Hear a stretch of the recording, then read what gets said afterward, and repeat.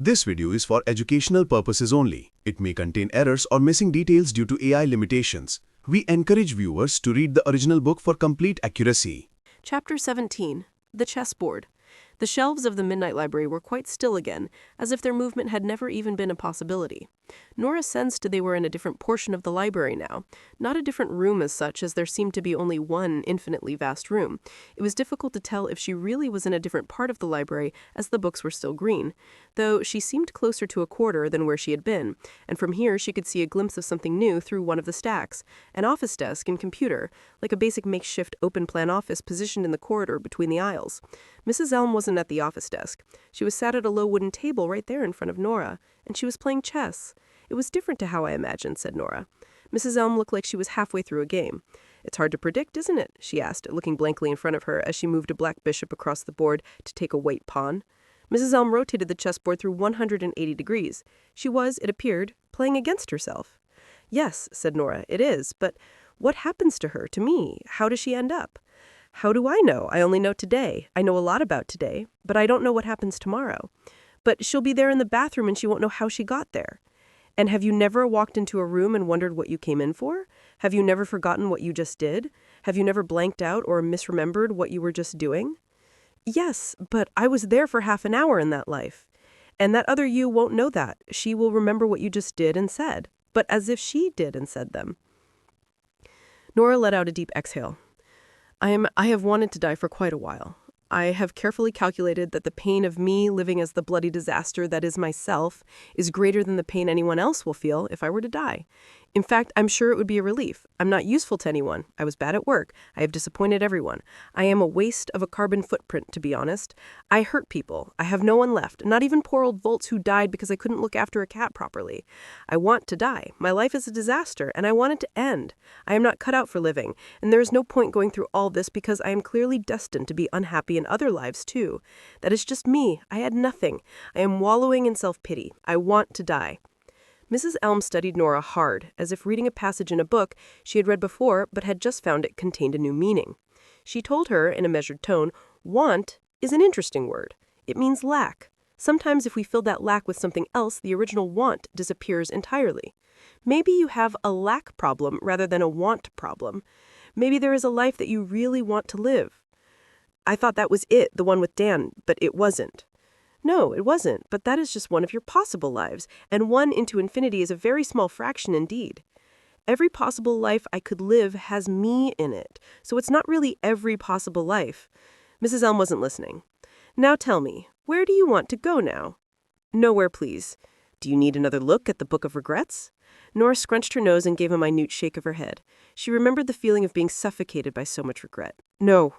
What about your cat? What was his name again? Voltaire. It was a bit pretentious, and he wasn't really a pretentious cat, so I just called him Volts, for short. Sometimes Voltsy, if I was feeling jovial. Which was rare, obviously. I couldn't even finalize a name for a cat. Well, you said you were bad at having a cat. What would you have done differently?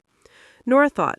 She had the very real sense that Mrs. Elm was playing some kind of game with her, but she also wanted to see her cat again, and not simply a cat with the same name. In fact, she wanted it more than anything. Okay. I'd like to see the life where I kept Voltaire indoors. My Voltaire. I'd like the life where I didn't try to kill myself and where I was a good cat owner and I didn't let him out onto the road last night. I'd like that life. Just for a little while. That life exists, doesn't it? Chapter 18. The only way to learn is to live. Nora looked around and found herself lying in her own bed. She checked her watch. It was 1 minute past midnight. She switched on her light. This was her exact life, but it was going to be better, because Voltaire was going to be alive in this one. Her real Voltaire. But where was he? Volts? She climbed out of bed. Volts? She looked all over her flat and couldn't find him anywhere. The rain patted against the windows. That much hadn't changed. Her new box of antidepressants was out on the kitchen unit. The electric piano stood by the wall, silent. Voltsy? There was her yucca plant and her 3 tiny potted cacti.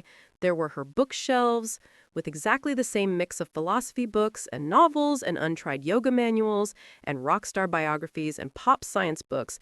an old National Geographic with a shark on the cover, and a 5-month-old copy of Elle magazine, which she'd bought mainly for the Ryan Bailey interview. No new additions in a long time. There was a bowl still full of cat food. She looked everywhere, calling his name. It was only when she went back into her bedroom and looked under the bed that she saw him. Volts! The cat wasn't moving. As her arms weren't long enough to reach him, she moved the bed. Voltsy! Come on, Voltsy! She whispered. But the moment she touched his cold body, she knew, and she was flooded with sadness and confusion. She immediately found herself back in the midnight library, facing Mrs. Elm, who was sat this time in a comfy chair, deeply absorbed in one of the books. "I don't understand," Nora told her. Mrs. Elm kept her eyes on the page she was reading. "There will be many things you don't understand. I asked for the life in which Voltaire was still alive. Actually, you didn't." "What?" She put her book down. "You asked for the life where you kept him indoors. That is an entirely different thing." "Is it?" "Yes, entirely. You see, if you'd have asked for the life where he was still alive, I would have had to say no." "But why?" "Because it doesn't exist." "I thought every life exists." "Every possible life. You see, it turns out that Voltaire had a serious case of," she read carefully from the book, "restrictive cardiomyopathy, a severe case of it which he was born with, and which was destined to cause his heart to go at a young age." "But he was hit by a car." "There is a difference, Nora, between dying in a road and being hit by a car. In your root life, Voltaire lived longer than almost any other life, except the one you've just encountered, where he died only 3 hours ago. Although he had a tough few early years, the year you had him was the best of his life. Voltaire has had much worse lives, believe me." "You didn't even know his name a moment ago.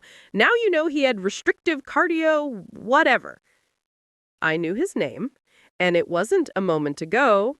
It was the same moment. Check your watch." "Why did you lie?" "I wasn't lying. I asked you what your cat's name was. I never said I didn't know what your cat's name was. Do you understand the difference? I just wanted you to say his name so that you would feel something." Nora was hot with agitation now. "That's even worse! You sent me into that life knowing Volts would be dead, and Volts was dead, so nothing changed." Mrs. Elm's eyes twinkled again. "Except you." "What do you mean?"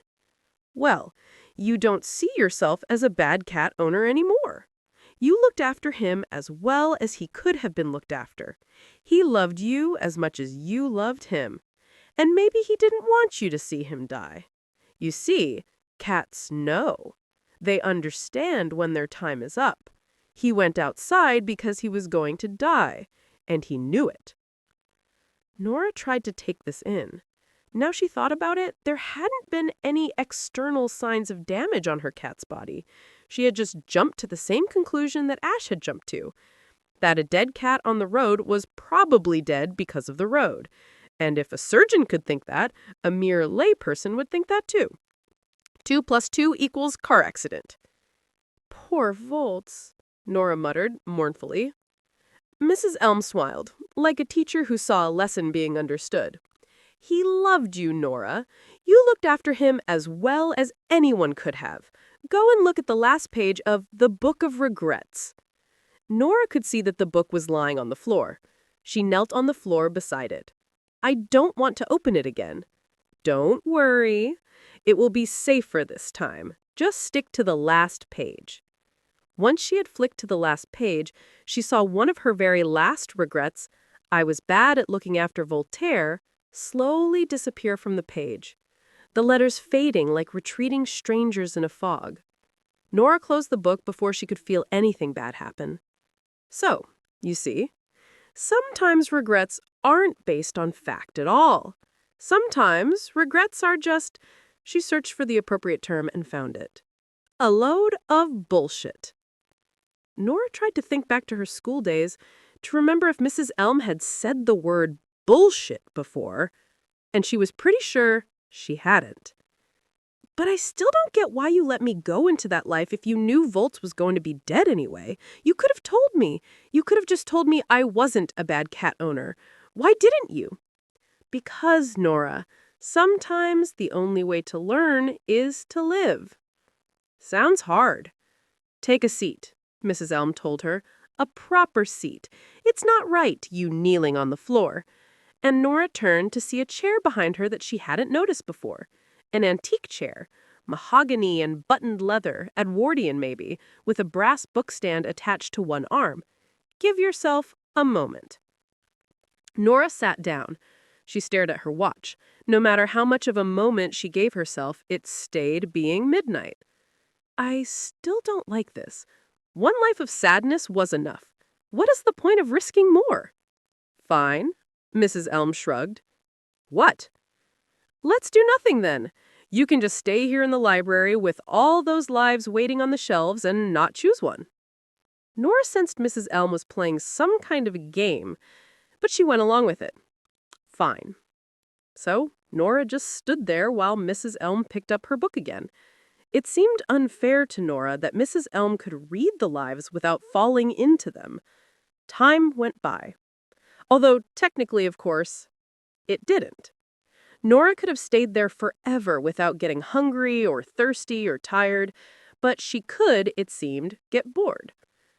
As time stood still, Nora's curiosity about the lives around her slowly grew. It turned out to be near impossible to stand in a library and not want to pull things from the shelves. Why can't you just give me a life you know is a good one? That is not how this library works. Nora had another question. Surely in most lives I will be asleep now, won't I? In many, yes. So what happens then?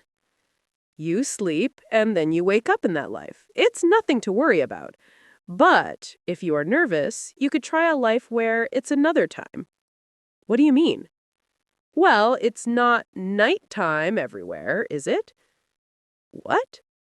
There are an infinite number of possible universes in which you live. Are you really saying they all exist on Greenwich Mean Time? Of course not, Nora said. She realized she was about to cave in and choose another life. She thought of the humpback whales. She thought of the unanswered message. I wish I had gone to Australia with Izzy. I would like to experience that life. Very good choice. What? It's a very good life? Oh, I didn't say that. I merely feel that you might be getting better at choosing. So it's a bad life? I didn't say that either. And the shelves sped into motion again, then stopped a few seconds afterwards. Ah, yes, there it is, said Mrs. Elm, taking a book from the second-to-bottom shelf. She recognized it instantly, which was odd seeing that it looked almost identical to the others around it. She handed it to Nora, affectionately, as if it was a birthday gift. There you go. You know what to do. Nora hesitated. What if I'm dead? Sorry?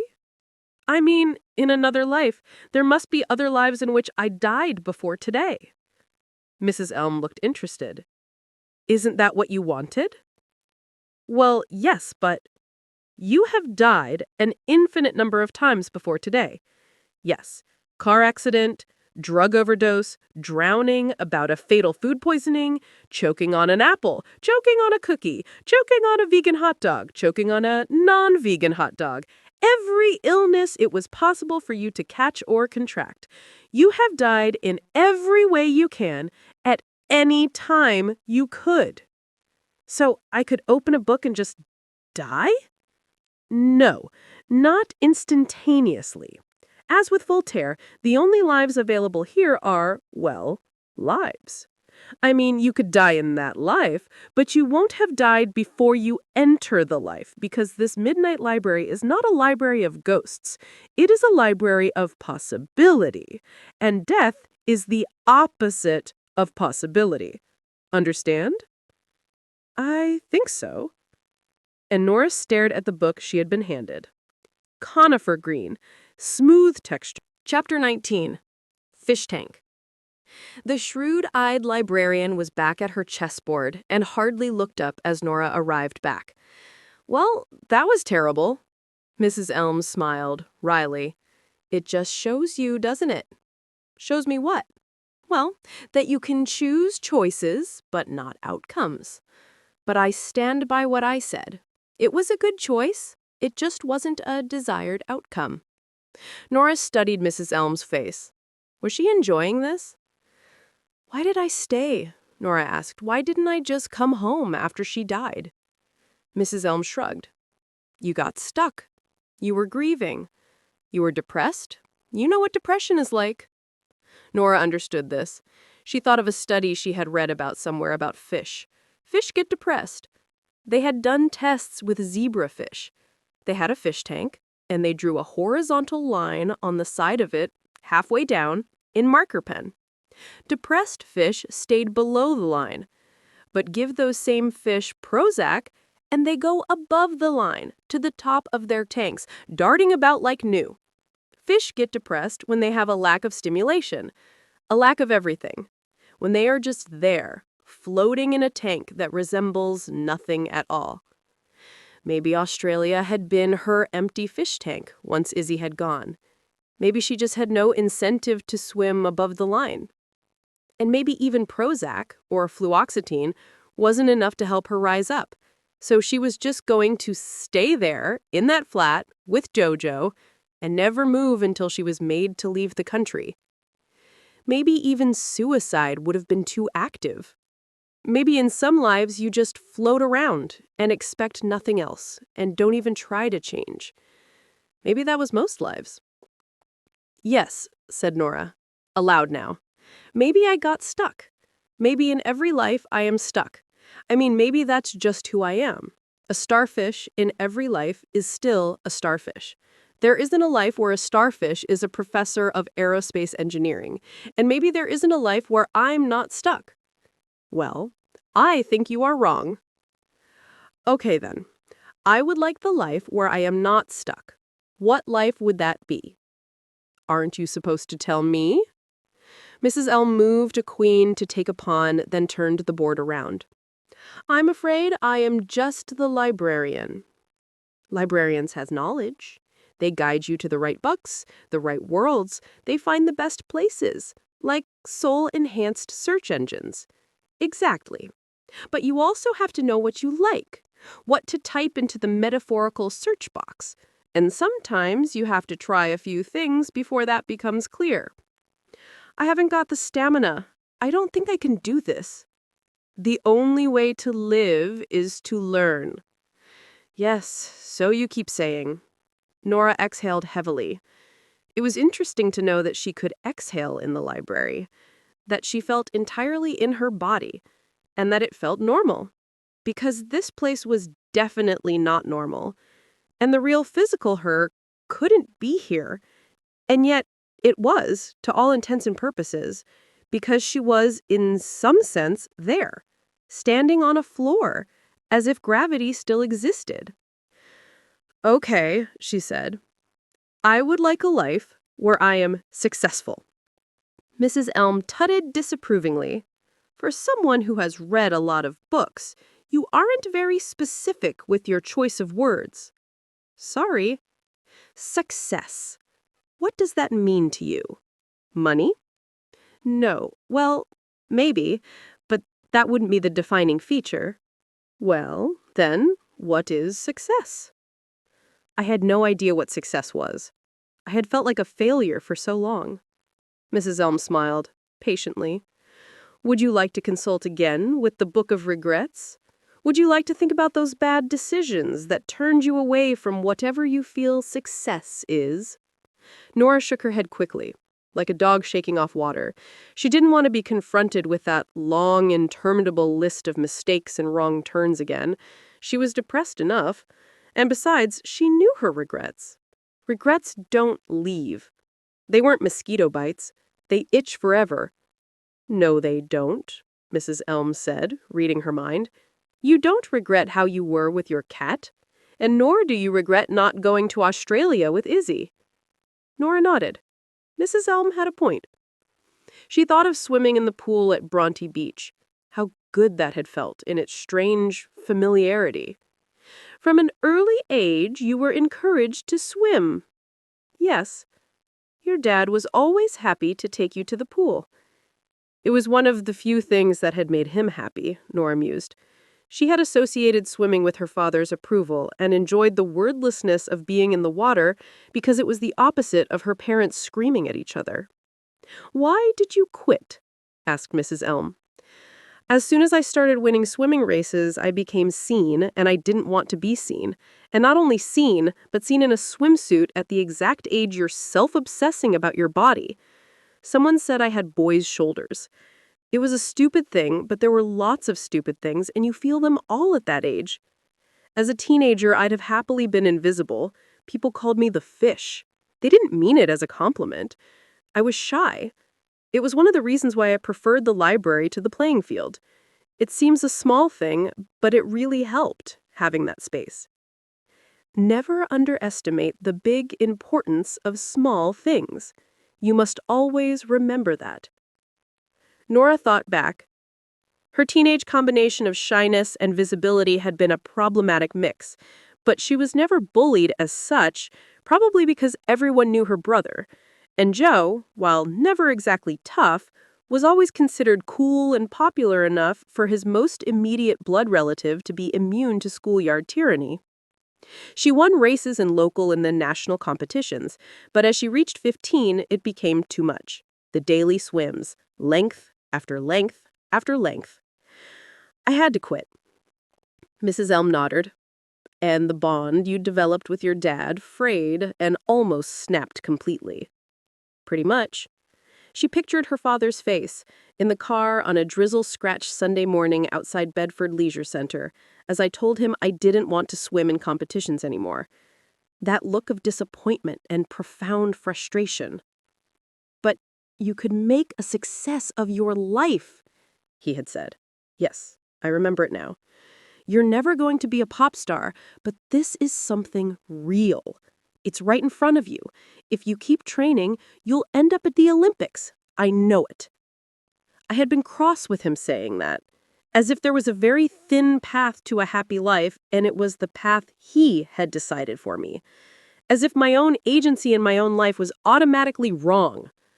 But what I didn't fully appreciate at 15 years of age was just how bad regret could feel, and how much my father had felt that pain of being so near to the realization of a dream he could almost touch it. Nora's father had been a difficult man. As well as being highly critical of everything Nora did, and everything Nora wanted, and everything Nora believed, unless it was related to swimming, Nora had also felt that simply to be in his presence was to commit some kind of invisible crime. Ever since the ligament injury that thwarted his rugby career, he had a sincere conviction that the universe was against him. And Nora was, at least she felt, considered by him as part of that same universal plan. From that moment in that car park, she had felt she was really just an extension of the pain in his left knee. A walking wound. But maybe he knew what would happen. Maybe he could foresee the way one regret would lead to another until suddenly that was all she was. A whole book of regrets. "Yes," said Nora aloud now. "Maybe I got stuck. Maybe in every life I am stuck. I mean, maybe that's just who I am. A starfish in every life is still a starfish. There isn't a life where a starfish is a professor of aerospace engineering, and maybe there isn't a life where I'm not stuck." "Well, I think you are wrong." "Okay then. I would like the life where I am not stuck. What life would that be?" "Aren't you supposed to tell me?" Mrs. Elm moved a queen to take a pawn, then turned the board around. "I'm afraid I am just the librarian." "Librarians have knowledge. They guide you to the right books, the right worlds. They find the best places, like soul-enhanced search engines." "Exactly. But you also have to know what you like, what to type into the metaphorical search box. And sometimes you have to try a few things before that becomes clear." "I haven't got the stamina. I don't think I can do this." "The only way to live is to learn." Yes, so you keep saying. Nora exhaled heavily. It was interesting to know that she could exhale in the library, that she felt entirely in her body, and that it felt normal. Because this place was definitely not normal, and the real physical her couldn't be here. And yet, it was, to all intents and purposes, because she was, in some sense, there, standing on a floor, as if gravity still existed. Okay, she said. I would like a life where I am successful.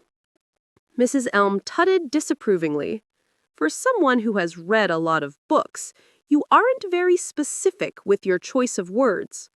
Sorry. Success. What does that mean to you? Money? No. Well, Chapter 20, the last update that Nora had posted before she found herself between life and death. I miss my cat. I'm tired. Chapter 21, the successful life. She had been asleep, a deep, dreamless nothing, and now, thanks to the ring of a phone alarm, she was awake and didn't know where she was. The phone told her it was 6:30 a.m. A light switch beside the bed appeared, thanks to the glow of the screen. Switching it on, she could see she was in a hotel room. It was rather plush in a bland and blue and corporate kind of way. A tasteful, semi-abstract sub-Cezanne painting of an apple, or maybe a pear, was framed on the wall. There was a half-empty cylinder-shaped glass bottle of still mineral water beside the bed, and an unopened collection of shortbread biscuits. Some printed-out papers, too, stapled together. A timetable of some sort. She looked at it. Itinerary. For Nora Seed, OBE, guest speaker, Gulliver Research Inspiring Success Spring Conference. 8:45 a.m. Meet Priya Navulari, Gulliver Research, and Rory Longford, celebrity speakers. And Jay in lobby, Intercontinental Hotel. 9 a.m. Sound check. 9:05 a.m. Tech run-through. 9:30 a.m. Nora to wait in VIP area or watch for speaker in the main hall. J.P. Blythe, inventor of MeTime app and author of Your Life, Your Terms. 10:15 a.m. Nora to deliver talk. 10:45 a.m. Audience Q/A. 11 a.m. Meet and greet. 11:30 a.m. Finish. Nora Seed, OBE. Inspiring Success. So there was a life in which she was a success. Well, that was something. She wondered who Jay was and the other people she was supposed to meet in the lobby, and then she put the sheet of paper down and got out of bed. She had a lot of time. Why was she getting up at 6:30 a.m.? Maybe she swam every morning. That would make sense. She pressed a button and the curtains slid open with a low whir to reveal a view of water and skyscrapers and the white dome of the O2 Arena. She had never seen this precise view from this precise angle before. London. Canary Wharf. About 20 stories up. She went to the bathroom. Beige tiles, large shower cubicle, fluffy white towels, and realized she didn't feel as bad as she usually did in the morning. There was a mirror filling half the opposing wall. She gasped at her appearance, and then she laughed. She looked so ridiculously healthy and strong, and in this life had terrible taste in nightwear, pajamas, mustard and green plaid. The bathroom was quite large enough to get down on and do some push-ups. 10 full ones, in a row, no knees, without even getting out of breath. Then she held a plank and tried it with one hand. Then the other hand with hardly a tremor. Then she did some burpees. No problem at all. Wow. She stood up and patted her rock-hard stomach. Remembered how wheezy she had been in her root life, walking up the high street, technically only yesterday. She hadn't felt this fit since she was a teenager. In fact, this might be the fittest she had ever felt. Stronger, certainly. Searching Facebook for Isabel Hirsch, she found out that her former best friend was alive and still living in Australia, and this made her happy. She didn't even care that they weren't social media friends, as it was highly probable that in this life, Nora hadn't gone to Bristol University. And even if she had, she wouldn't have been doing the same course. It was a bit humbling to realize that even though this Isabel Hirsch might have never met Nora Seed, she was still doing the same thing she was doing in Nora's root life. She also checked in on Dan. He was, seemingly, happily married to a spin class instructor called Gina Lord, knee sharp. They'd had a wedding in Sicily. Then she Googled Nora Seed. Her Wikipedia page, she had a Wikipedia page, informed her that she had indeed made it to the Olympics, twice, and that she specialized in freestyle. She had won a gold medal for 800-meter freestyle with a ridiculous time of 8 minutes and 5 seconds, and had a silver for 400. This had been when she was 22 years old.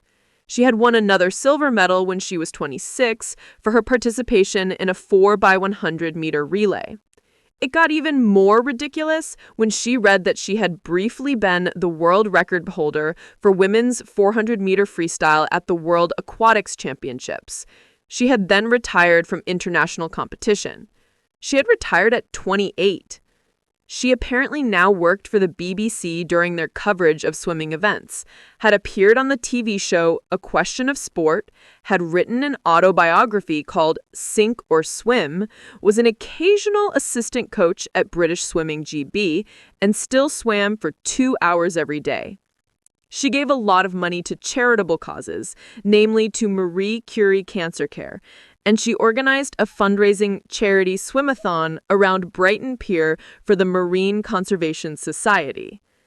Since retiring from professional sport, she had swum the channel twice. There was a link to a TED Talk she had given about the value of stamina in sport and training and life. It had over 1 million views. As she began to watch it, she felt as though she was watching someone else. This woman was confident, commanded the stage, had great posture, smiled naturally as she spoke, and managed to make the crowd smile and clap and nod their heads at all the right moments. She had never imagined she could be like this, and tried to memorize what this other Nora was doing, but realized there was no way she would be able to. People with stamina aren't made any differently to anyone else. The only difference is they have a clear goal in mind and a determination to get there. Stamina is essential to stay focused in a life filled with distraction. It is the ability to stick to a task when your body and mind are at their limit. The ability to keep your head down, swimming in your lane, without looking around, worrying who might overtake you. Who the hell was this person? She skipped a little further into the video, and this other Nora was still talking with the confidence of a self-help Joan of Arc. If you aim to be something you are not, you will always fail. Aim to be you. Aim to look and act and think like you. Aim to be the truest version of you. Embrace that you-ness. Endorse it. Love it. Work hard at it. And don't give a second thought when people mock it or ridicule it. Most gossip is envy in disguise. Keep your head down. Keep your stamina. Keep swimming. Keep swimming, Nora mumbled, echoing this other self and wondering if the hotel had a pool.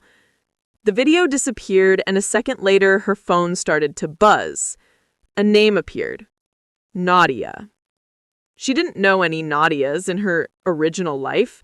She had no idea if seeing the name would have inspired this version of her happy anticipation or sinking dread. There was only one way to find out. Hello? Sweetheart, came a voice she didn't recognize. A voice that was close but not entirely warm. She had an accent, maybe Russian. I hope you are okay. Hi, Nadia. Thanks. I'm fine. I'm just here in the hotel, getting ready for a conference. I tried to sound jolly. Oh, yeah? The conference? £15,000 for a talk. Sounds good. It sounded ridiculous, but she also wondered how Nadia, whoever Nadia was, knew this. Oh, yeah? Joe told us. Joe? Yeah. Well, listen, I need to talk to you at some point about your father's birthday. What? He's just come in from the garden. Do you want a word with him? This was so remarkable, so world-shattering, it was totally out of sync with her tone of voice. She said it casually, almost as if it was nothing at all. What? Do you want a word with Dad? It took her a moment. She felt suddenly off balance. She could hardly speak or breathe. She didn't know what to say. Everything felt unreal. It was like time travel, as though she had fallen through 2 decades. It was too late to respond, because the next thing she heard was Nadia saying, "Here he is." She nearly hung up the phone. Maybe she had have, but she didn't. Now she knew it was a possibility. She needed to hear his voice again. His breath first. Then, "Hi, Nora, how are you?" Just that. Casual, non-specific, every day. It was him. His voice. His strong voice that had always been so clipped, but a little thinner, maybe, a little weaker. A voice 15 years older than it was meant to be. "Dad," she said. Her voice was a stunned whisper.